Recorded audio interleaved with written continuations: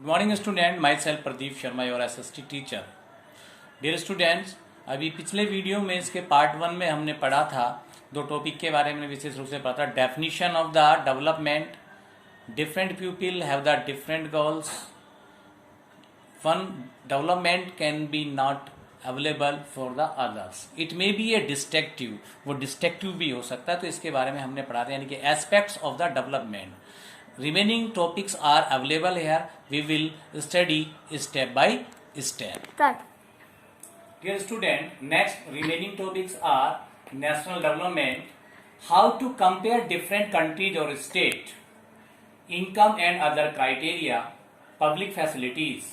These are the remaining topics. Now we have to be study first the national development. What is national development? जैसे नाम से आपको पता चल रहा है कि हम राष्ट्रीय विकास की बात कर रहे हैं। अब राष्ट्रीय विकास की बात कर रहे हैं तो यहाँ पे जो अभी हमने पढ़ा था कि different people have a different goal, different people have a different गोल, यानी कि अलग अलग व्यक्ति अलग अलग गोल रखते हैं। अभी हमने क्लास का एग्जाम्पल भी दिया था। अभी अगर आपकी क्लास में 40 बच्चे हैं तो 40 बच्चे 40 student have a different goals. कोई इंजीनियर बनना चाहता है, अभी पिछले वीडियो में बनाया, कोई डॉक्टर, कोई आईएएस अफसर बनना चाहता है, सबका डिफरेंट डिफरेंट गोल है। और अभी ये भी हमने पिछले एक वीडियो में हमने पढ़ा था कि income is not only the single criteria और goal for the development, people have the mix goals. क्योंकि हमने बताया था इनकम के अलावा भी आपको हेल्थ भी चाहिए, सिक्योरिटी भी चाहिए, रेस्पेक्ट भी चाहिए, there should be no discrimination, security भी चाहिए, ये सभी कुछ हमको चाहिए। तो जो डेवलपमेंट है दैट इज द मिक्स गोल, ये इसके बारे में हमने पढ़ा था। तो नेशनल के बारे में हम बात कर रहे हैं। अब जब ये नेशनल डेवलपमेंट की बात आती है हमारे मन में कई क्वेश्चन अराइज होते हैं, उठते हैं। पहला क्या है, what India should do for development. भाई इंडिया को डेवलपमेंट के लिए क्या करना चाहिए, ये क्वेश्चन उठता है। अगर आप सोचेंगे क्लास की बात करने तो क्लास में डेवलपमेंट कैसा है, सबका क्राइटेरिया एक जैसा नहीं। अगर हम किसी इशू पर बात करने लगे, अगर कोई क्वेश्चन हमने दे दिया, अगर ये क्वेश्चन आपको दे दिया गया what India should do for development, आपकी क्लास में 40 बच्चे हैं तो सबके अपने अपने व्यूज के अनुसार आंसर आएंगे, सबके मैच तो नहीं करेंगे। तो अब ये क्वेश्चन ये भी अराइज होता है क्योंकि डिफरेंट पीपल है, डिफरेंट आइडियोलॉजी होती है, तो वो क्या करता है, इट में भी ये सेम भी हो सकती है, भाई ये एक जैसी भी हो सकती है, लेकिन सबकी तो सेम नहीं होगी, समवेयर विल बी डिफरेंट, कहीं ना कहीं डिफरेंस भी होगी। अगर डिफरेंस होगी तो उनमें आपस में टकराव भी होगा, तो that can be create a conflict, वो कन्फ्लिक्ट यानी कि झगड़ा उत्पन्न कर सकता है। अब दोनों कंडीशन होती है। अगर ये जब आप किसी इशू पर बात कर रहे हैं, कोई व्यूज मांग रहे हैं, तो वहां पर आप अगर वो सेम है तो इट में भी एप्लीकेबल एडॉप्ट कर ली जाएगी, लेकिन सेम नहीं है तो फिर हाउ डज वन डिसाइड, अब ये कौन इसको डिसाइड करेगा कि क्या एप्लीकेबल होना चाहिए for the development of the country, country के डेवलपमेंट के लिए क्या होना चाहिए। तो ये सारी चीजें आपको देखते हैं। फिर क्वेश्चन क्या, व्हाट वुड बी, क्या होना चाहिए, fair and just path for all, जो सबके लिए एक जैसा हो, अच्छा हो, सबके लिए एक जैसा हो, क्या होना चाहिए, क्वेश्चन अराइज होगा फिर हमारे सामने। It may be benefited to mass, कि ये बहुत लोगों के लिए बेनिफिटेड है, जो भी हमारे में आया है एक प्रकार से सबसे ज्यादा आया है कि वो सबके लिए, जो मैक्सिमम लोगों के लिए बेनिफिट है, और not for only for some groups, के कुछ ग्रुप्स के लिए ही तो वो बेनिफिट नहीं है। तो इसका हमें विशेष ध्यान रखना पड़ेगा। अभी आप जो देखेंगे, मैं इनको एक एग्जांपल के थ्रू दिखाता हूं। आपकी बुक पेज नंबर आप आ जाइएगा, पेज नंबर आपका है इसमें आपका 7 में आपकी एक एक्टिविटीज दी गई है, वहां पर एक फोटो दिखाया गया है। इस फोटो को आप देख सकते हैं। उस फोटो में आपको दिखाया गया है students, a vessel dumped 500 tons of liquid toxic waste. यहाँ पर एक जो है साउथ अफ्रीकन कंट्रीज के एक सिटी के बारे में बताया जिसका नाम है आबिदाजान। उसमें बताया गया कि वहां पे एक जो मल्टीनेशनल कंपनी है वो कॉन्ट्रैक्ट लेती है कि उसका जो वेस्टेज है जिसमें टॉक्सिक है, एसिड, जो एक हार्मफुल वेस्टेज है जो वहां के पर्यावरण को गंदा करता है, उसके बारे में भी ये बताया गया। टॉक्सिक वेस्ट इसके शिप से दिया गया। तो ये आपको बता सकता है कि वहां पे बस सिटी को तो क्लीन कर रहा है, लेकिन जो पूरा कोस्ट है वो कहाँ कहाँ गंदगी फैलाएगा, कहाँ कहाँ वो हार्मफुल बढ़ेगा। इसी प्रकार से आपको इस एग्जाम्पल को पढ़ना। अब आप देखिएगा नीचे एक वोमेन का भी फोटो दिया गया पेज नंबर 7 पर। उन्हें बताया कि अगर ये कंट्रोवर्सी तो होगी क्योंकि different people have a different goals. अगर नेशनल डेवलपमेंट की बात करते हैं तो फिर इसको कैसे किया जाए, ये क्वेश्चन हमारे दिमाग में दोनों होने चाहिए कि वो मास लोगों के लिए एप्लीकेबल हो सके। तो national development means thinking about these question, in question के बारे में सोचना ही नेशनल डेवलपमेंट कहलाता है। Hence, dear student, national development is a development which give the benefit to the mass community, यानी कि ज्यादा लोगों को जो बेनिफिट दें। तो ये क्वेश्चन हमारे दिमाग में आना चाहिए। तो अभी तक स्टूडेंट हमने 3 टॉपिक क्लियर किए हैं आपको। एक है आपको income and other goals, development की definition, different people have a different goals and national development. Next topic I will be explain just now, please keep on watch how to compare different countries on state, it is the next topic.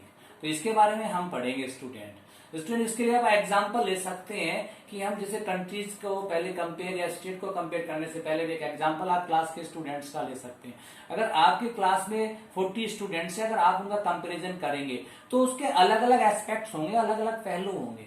उसके लिए आप देखेंगे कि आप किसके लिए कर रहे हैं। अगर वेट के लिए करेंगे तो वेट फिर उसमें मेजरमेंट करेंगे कि इस बच्चे का वेट इतना, या हाइट के हिसाब से करेंगे, या इंटेलिजेंसी के हिसाब से करेंगे, या अदर एस्पेक्ट से हम उनका कंपैरिजन करते हैं। और ये भी जरूरी कि जो स्टूडेंट आपका हेल्दी स्टूडेंट हो वो इंटेलिजेंट भी हो, जो इंटेलिजेंट हो वो आपका हेल्दी स्टूडेंट भी हो। तो ये आप देख सकते हैं। तो कंपैरिजन के जो एस्पेक्ट्स हैं वो अलग अलग हैं। तो सबसे पहले हम कंपैरिजन के स्टूडेंट्स के बारे में बात करें। जैसे जनरली हमने बात की थी कि अभी हम जो बात करते हैं डेवलपमेंट की, हम किसकी बात करते हैं कि हम इनकम की बात करते हैं कि जिसका इनकम ज्यादा होगा वो ज्यादा डेवलप्ड होगा, because he can be purchase the different resources for their comfort, वो यूज कर सकता है। लेकिन इसके अलावा भी बहुत सारे एस्पेक्ट्स हैं, हमने भी करा था कि इनकम एंड अदर गोल्स भी है। लेकिन अभी हम इसके जो क्लासिफिकेशन ऑफ स्टेट्स और आपका जो कंट्रीज का जो करते हैं, मोस्टली हम आपका जो कंपैरिजन करते हैं वो हम इनकम के बेस पर ही करते हैं। इसको जो रिपोर्ट है वो वर्ल्ड बैंक रिपोर्ट कहलाता है, that is published by the world bank. वो वर्ल्ड बैंक के द्वारा वो पब्लिश की जाती है। अगर इसमें वर्ल्ड बैंक किस प्रकार से इसको पब्लिश करता है इसके बारे में आपको हम थोड़ा सा बताएंगे। आपने मैथमेटिक्स में एक चैप्टर देखा होगा एवरेज, मैथमेटिक्स का एक चैप्टर है एवरेज। क्या होता है? The sum of the all numbers upon the total numbers. तो ये आपका एवरेज निकालने का फॉर्मूला।